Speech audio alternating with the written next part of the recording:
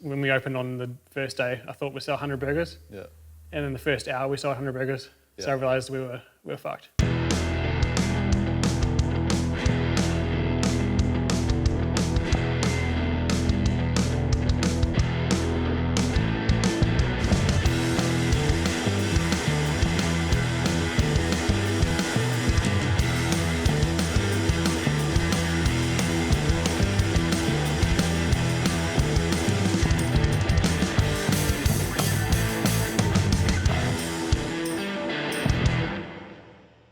Cool. I'm here today with Troy, the founder of Bacon Bros, Shaka Bros, beers. He's a kingpin in the Christchurch restaurant. I'm a little dog, just a little dog. And yeah, he's a steak cooking master as well. Bacon Bros was SpicyBoys' first commercial customer. It came about by me just sending a random email to Bacon Bros, and then Troy picked it up the same night. Invited me to come to Bacon Bros the next day, and you guys were filming a video for a burger. So the sauce went straight into the ad, and then I guess from there we've been supplying you now coming up 5 years. Oh, awesome. Yeah, cool.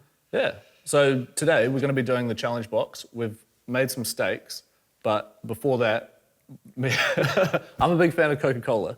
And Troy has talked about doing this for quite a while. So this is a blind taste test of Coke, I think Pepsi, Coke Zero. Yeah, Coke Zero. Yeah, Pepsi Max. Karma Cola, Royal Crown, and King Cola. I've never had King Cola, but Yeah, cool. we'll find out. So we'll do that first and then we'll get into the hot sauce because I think if we do it the other way around, probably not going to be able to taste anything. Cheers, mate. Cheers. All right. Oh.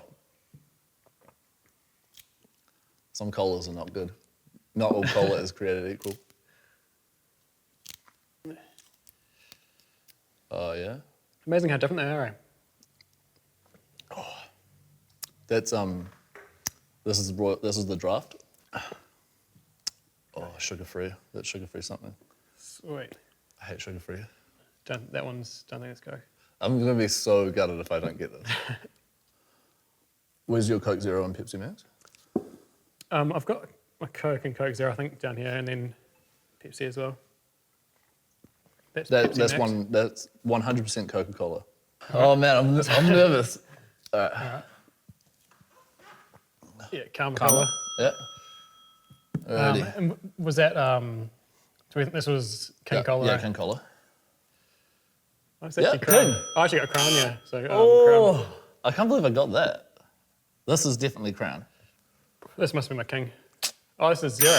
Interesting. Oh, I'm doing pretty good right now. You're 3 out of 3? I'm 3-3. I'm 1 from 3. What was this one? Was this Max? I'm not too sure. Let's have a taste. It's what? I think it's... Yeah, I think this is Max. Yeah, Max for me. Yeah, Max. Max. Cool. And what do you think this one was? Which one's... That's your Coke Zero. I think this must be Pepsi. Oh, actually, you got Pepsi? Yeah, what was it, Pepsi? It was Pepsi. Okay. Bro, I'm pretty sure I just went 6 for 6. Oh, have you got that one there right as well? Bro, no, that's 100% Coke. That must be it. That's 100% Coke. You ready? This is Coke Zero. Boom! Shit. Oh! No, Mate, this is I got it wrong there. that's the Cola King Well one. done. So I have to cook your steak now. All right, good deal. That's impressive, eh? 7 out of 7. I can't believe I got that. Oh, bro, I'm just happy I got Coke. That's all that matters. right. And now we're going to be doing the SpicyBoys challenge box. They go from mild. We start with Gateway, coming all the way up to one of our lizard exposure sauces. And they progressively get hotter. And today we're going to be doing steaks. What do you think of the steaks today? Yeah, not bad. Old Michael from Beckenham does a great job on steaks, eh? So, Yeah, a couple of organic ribeyes. yeah, ribeyes. We cook them SCA style, so competition style with a crisscross on the grill grates with some of our rubs out there, some DB180, Texans. Got some coffee rub, Yeah. bit of heat, bit of sweet. Sweet, let's get into it then. Yeah, talk me through this one. All right, so Gateway is just a sweet chili sauce. It's one of our newer sauces. It came about because people eat the hot sauce, and then there's always one person in the group who doesn't like spicy, and so we brought Gateway out to bring them in. It's very sweet. I don't actually like sweet chili sauce that much. Cayenne. Cayenne, yep. Yeah, so that's kind of like an entry level. Everyone kind of starts with sweet chili sauce when they start eating hot sauce. Well, when they start eating chilies. Yeah, I go through a lot of that at home. It's a good sort of family sauce. Yeah. The kids can have it as well. Yeah. I guess you should give us some history of Bacon Bros or pre-Bacon Bros Troy. Like, what did you do before that? I know you used to be a pilot. Or You've done a few things, eh? So first sort of life was did accounting and finance at uni. Yeah. So I got a job in corporate. So I was wearing like a suit, had a real sort of sleek haircut, faded sides, comb over. Had 7 different suits, one for each other week. And I was working in sort of accounting roles. And I realised after a couple of years of that it wasn't really my passion. So then I moved down from Auckland back to Christchurch, and I wanted to do my pilot's licence. So I started doing my commercial licence at the International Academy. Yeah. That year, boy. Oi, oi. Okay. Yeah. And I ran out of money, so I started selling bacon buddies at the market. And The Riccarton one. Yeah. there was about a month where I was selling bacon for a local company, like a local farm. Oh, yeah. And I asked my boss if I could cook their bacon and make bacon buddies. And my boss told me, she said, nobody likes bacon buddies anymore, it's a thing of the past. So I said, how about I buy all your bacon off you? Because their bacon was awesome. Because we weren't cooking it, people couldn't smell it and they couldn't taste it, they weren't buying it. Yeah. So we got in this market and weren't making very much money. So I started to buy all their bacon off them. That way they made their money. And then I turned to bacon buddies and I could make my money. Yeah, yeah.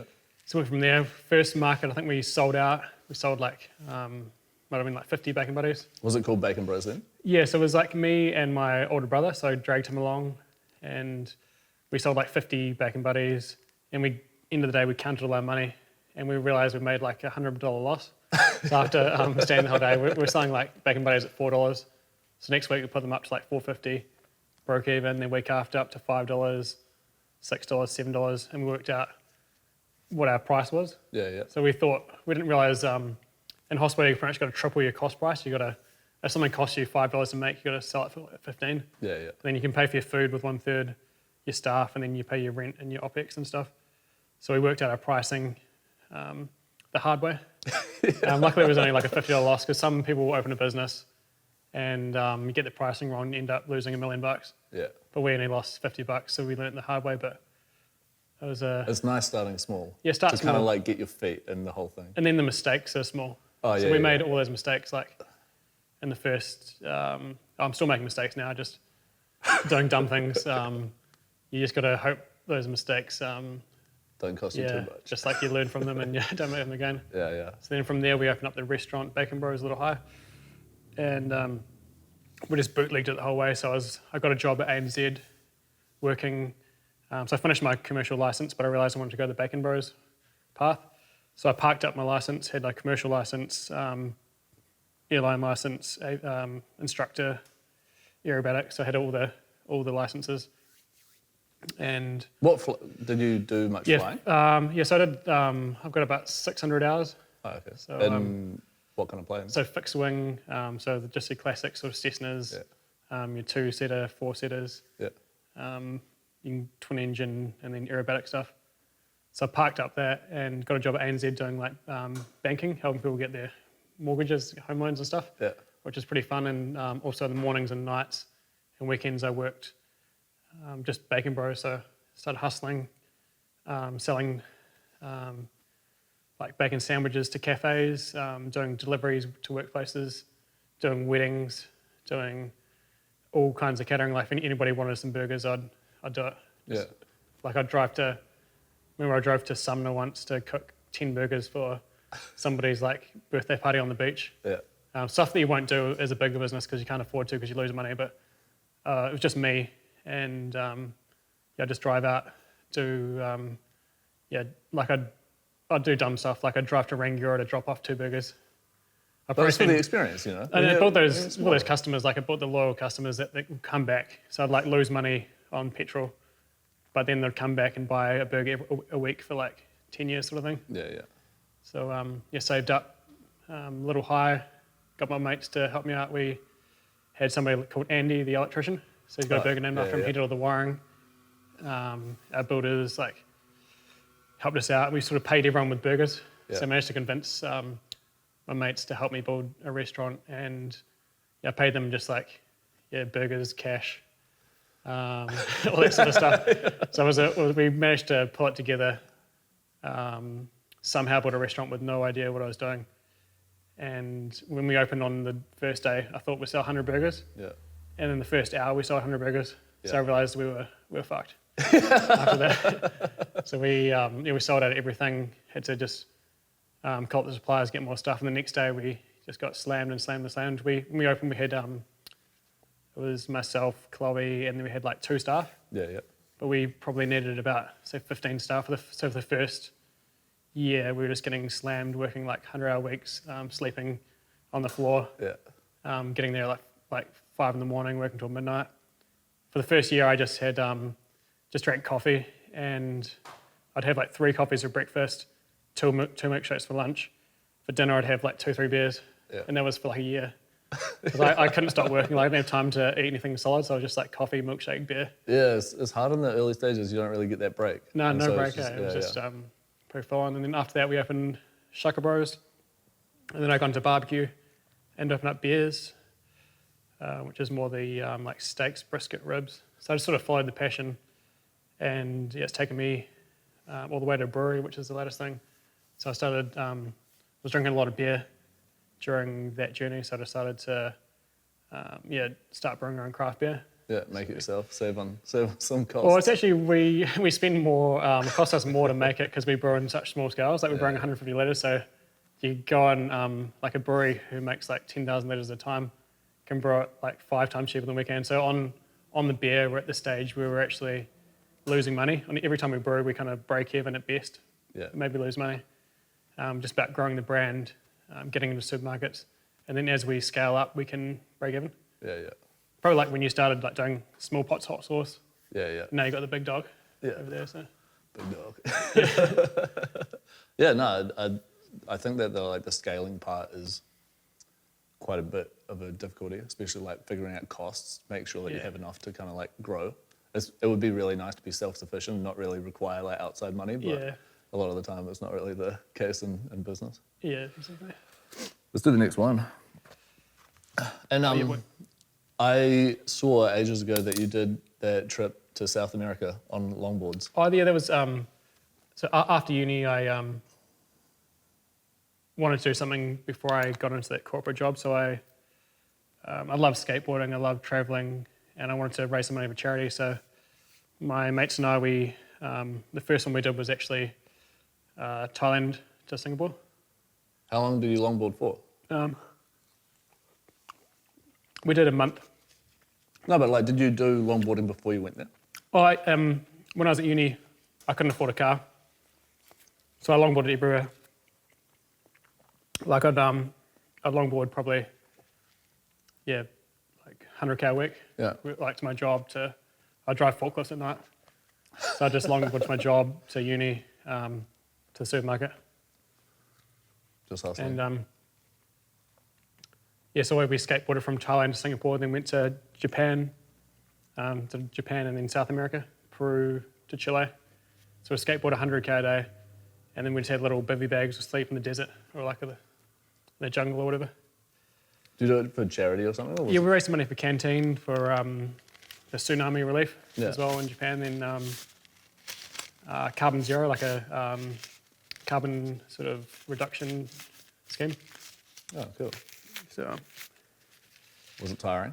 Oh, no, it was awesome just being on the road, and all you had was like a backpack, and we had a budget of like $10 a day, and we'd just like skate, find some people, hang out with them, hear their stories, like we might get in Thailand, we might get invited into like a tribe's, one of their huts, and like they'll cook us a big feed. And like once this family took us in, it was kind of like around Chinese New Year, and they just like fed us for like 3-4 days, just like cooking whole pigs and like 5-6 meals a day sort of thing.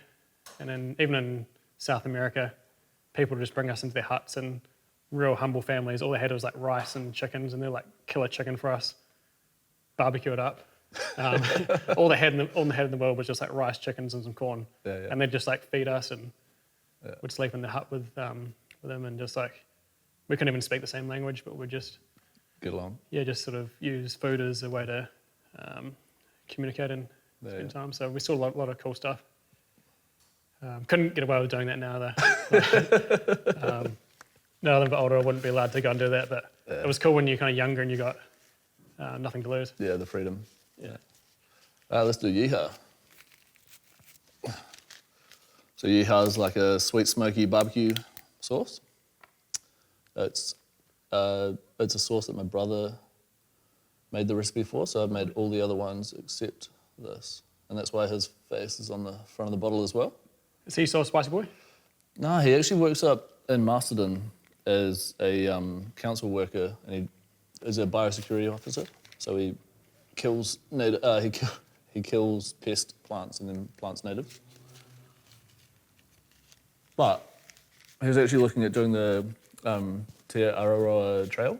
Oh, they're going to walk the whole length. Probably nailed the pronunciation, but yeah, he's going to start in Stewart Island and then walk up. I think he's just going to be doing the South Island to begin with. It's a big commitment, though. Like it takes about pretty long walk. 6 months, or is it? Yeah. I've got a mate, so the guy who does the designs for like the lizard labels and Gateway and stuff, he actually the new Chipotle labels as well. He's currently doing the Appalachian Trail in the States. Oh, okay.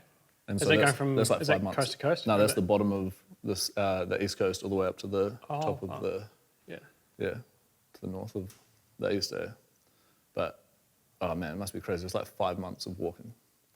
I think he's just over halfway, and he said that he didn't realise it was going to be this long. You see a lot of stuff. Yeah. He said he nearly stood on a rattlesnake.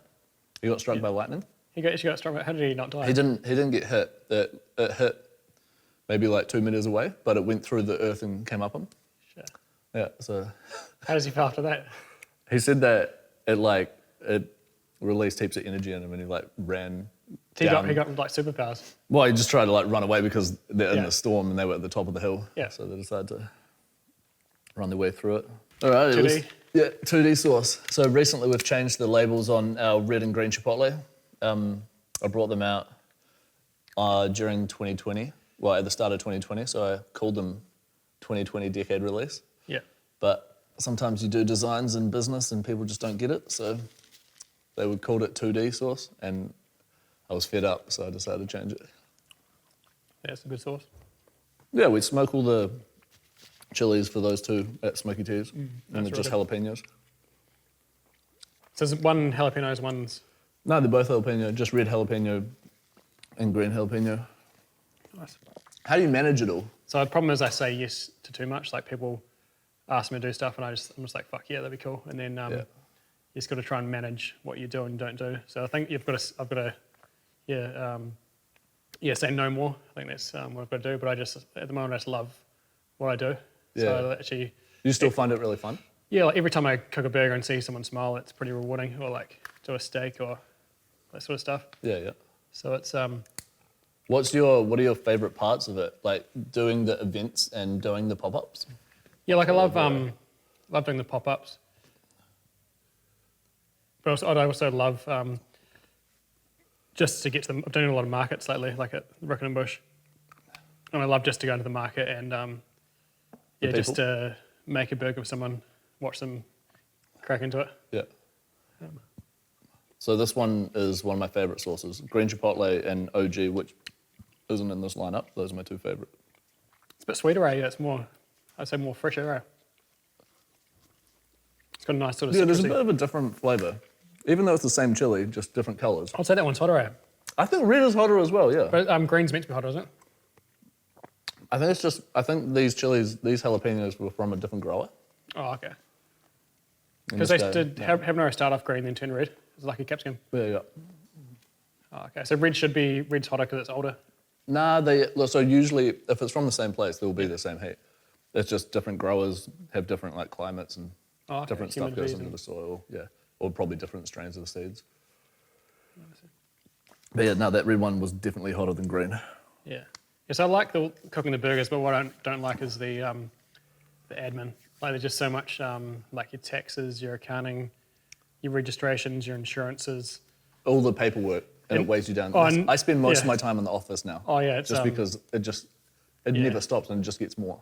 Yeah, I've probably got sort of because I hurt my back last year, so I'm just getting back into work. Like I'm sort of part time at the moment, but like when I'm back in my full swing of things, yeah, there's easily like 50 hours of just paperwork a week. Yeah. And that's the stuff they don't teach you. There's nobody, like anybody can start a company. Oh yeah, they just let you do it. They open up, but no one teaches you how to like pay tax, how to pay staff, how to register with the council, how to register with the customs, All the food safety. all that food safety audits. Like nobody really teaches that stuff, so you've just got to figure it out on the way. Yeah. So you just sort of, you got to realize, like you try and do something, and they're like, oh, do you have this paperwork? And you've got to go get it, and then they have this insurance, public liability. It's just, yeah, it's non-stop learning, eh? Yeah. And the bills just like pile up so fast. Oh, yeah. Like all the paperwork requires you to pay some kind of fee, and the worst Yeah. are like subscription ones. I just get like flooded with more software that I end up using. And, oh man, yeah, nuts. Yeah. It's wild, the admin stuff. We're eh? putting a smoker at Shaka Bros. Yeah. And to get the smoker there, we had to go through, so first the Riverside manager, Riverside owners. Now we've got to go through council for like fire stuff. There's like fire engineers. Yeah. So you got to get like everything signed off. Yeah. Sprinklers put in. So just to get like one smoker outside, you probably have to go through like 10 people to get approved. Yeah. And And it's just everything takes way longer than. yeah, it's probably like a what year-long project day. Like what I've learned in business, everything takes like probably twice as long and costs twice as much. Yeah. If you're lucky. Yeah, like it would cost three times more. Yeah. Do you want to pull that one? Yep. So what's in this one? That's ghost chili. So the jump from, this is going to be probably the biggest jump, I think. It's ghost chili. It's the hotter version of Yeah Boy. And yeah, that's probably a good amount. Yeah. So how many Scovilles we're talking? I'm not too sure. We run a research program with ARA at the moment. So Yeah. they've got a machine called a HPLC, and we can put our hot sauce and also our chilies into it. It breaks down and figures out how much capsaicin, so that's the active ingredient in chilies. Oh, okay, yeah. And then from that, we've got a method to then find the Scoville units. So we've done some of our sauces, and they actually measure in way lower than the chilies themselves. So I think the hottest one that we've measured so far has been around 48,000, and that's been one of our lizards that we measured. We haven't measured you did this yet, but 48,000 for... So cayenne pepper is at 10,000. Cayenne's really, really, really, really low. I've never had a cayenne that's been hotter than jalapeno, and jalapenos are supposed to be like 8,000. Oh, okay. But for scale, the chilies that go into the into the lizard sauces, they rate in at around 1.2 to 1.5 million Scoville. Wow. And so it's a very high percentage of it is chili. And so to come down almost 2 orders of magnitude is quite... I'm still unsure if the results are conclusive, but yeah. No, we're working with ARA and trying to figure all that out. Nice. You'll be able to tell how hot it is by just eating it. But it's still pretty sweet. All of our garlic comes from New Zealand as well. This one has Is it quite a lot of Murdoch's? garlic. Murdoch's garlic? Murphy's. Murphy's. Yeah. That's good. It's got a big back end kick now that I'm getting it. So Yeah. that's the boy. The boy. Yeah. Yeah. Where do you get inspiration from? I'd say like your classic, your pop culture, everything from like, could be like a song you're listening to, could be listening to like a Gorilla song or Chili Peppers, or could be watching like Rick and Morty. You could be yarning and a mate could say something, or a customer could do something. So just anything from like a Star Wars movie or Anchorman, like just all these, when you in life, just I'll capture just random moments and I'll turn that into a burger or into a beer or Like sassy, yeah. yeah, love a bit of sassy, yeah, I've just got a list on my phone, Google Keep. It's like a list app, and if I listen to a song and hear like a lyric that I like kind of resonates with me, I'll write that down and then I'll use it as like a beer name or like a burger. Or if I sometimes in the night I'll just wake up and I'm just like, I'll think of something like chucking mac and cheese into a burger. Yeah. I'll write that down on my phone, go back to sleep, dream about it, and then when I wake up in the morning, I have like a few lists of what I thought about. So like inside my head, it's kind of like, imagine just like all these ping pong balls with ideas around them bouncing around, and every one of them, like every now and then one will pop out. Yeah. And I'll just like, the hardest thing is remembering. Quite often I get real good ideas, and won't write it down, and then I'll forget it. Yeah, yeah. And then I'm just like, Yeah, you got to write it down there. You got to write it down because there's just so much going on. All right. Last sauce. How are you doing for heat? It was that pretty was hot, good. eh? That was good. Like, it was. I used to do hot curry challenges when I was at uni. Oh, nice. So I was so poor that I couldn't afford. That's how you warm up a heater. Couldn't afford light food, so I used to go around Oh, that's a big amount. all the curry restaurants Yeah. and just get like a free meal. But I actually burnt my stomach lining off. Really? So I'd probably do like one of those lava curries once a week. I'd rotate through them. There's about 6 restaurants in Christchurch that did it. Yeah, yeah. And I'd go and do it so often and just get free curries by eating this meal that I think I burnt the stomach lining. And then once when I had like a curry, I couldn't keep it down. Like it just kept on kind of bubbling back up. Yeah.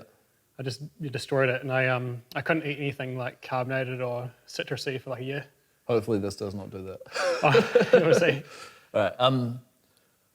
So what's in this one? So this one is Carolina Reaper and garlic, and it's half and half. So there'll be quite a large garlic at the front. So is Carolina hotter than Ghost? Carolina is the current world record holding chili in terms of heat. For natural? Is it natural or is that? Nah, I think the Ghost chili is the hottest natural chili. Well, no, the Trinidad Scorpion, that's the hottest. Yeah. And then the Carolina Reaper is a cross between a habanero and a Ghost chili. Yeah, sweet. Cheers, mate. Cheers, mate, all the way. Slap the meat. Real good garlic, eh? Oh, yeah. Real garlicky. It's just pain. What are your thoughts on the current state of New Zealand's food industry? Like, would you say that you fall under the fast casual Yeah. kind of thing? Yeah, fast casual, like beers, we want to kind of move into that fine casual, like fine quality food, Yeah. casual environment. Yeah, I think we're in good hands, eh? Like there's really awesome food scene with heaps of small food trucks popping up, doing cool stuff. And you got to see better than Auckland Day, like you saw The food scene in those tacos Auckland and is burgers. way better right now than it's been for the last 4 years when I've been up there. Baby G Burger, that Broke Boy Taco, those guys are going to be Yeah, you got to owning check the those scene. guys out, eh? Yeah. Yeah, but no, it's good. I get a lot of inspiration from guys like you. I used to follow you before starting Spicy Boys and that kind of like branding, the cool. Instagram stuff. And yeah, no, it's I hope that a lot more people see it as an industry that is still growing, still a lot of opportunity, because a lot of people in like high school and stuff, they think about doing, I don't know, software or tech or something. I did software before I got into hot sauce. Yeah. And the industry is completely different. Like software is just, a lot of people think that they're going to be the next like Bill Gates, have $1 billion company. Yeah. And it's trying to like, it's a lot of like stepping on other people to kind of get to where you want to be. Whereas food, I've found, has been a lot of people that just like eating really good food. Yeah. And then sharing that food with other people. And if you're lucky, turning it into a business. Cheers for that, that was awesome. Cheers, mate. If there's anything that you want to say about the stuff that you got coming out or new stuff to do with any of the companies that you... Oh, just building on what you said before about the, like you go into software and you could be like a Bill Gates, or you could be go into hot sauce and be a spicy boy.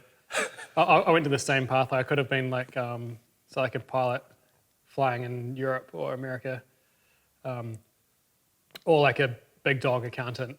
Like there's many different careers. I think there's like 3 or 4 different careers. And I think like lots of people can have different pathways. You don't have to do one thing your whole life. And I've done 3 or 4 already.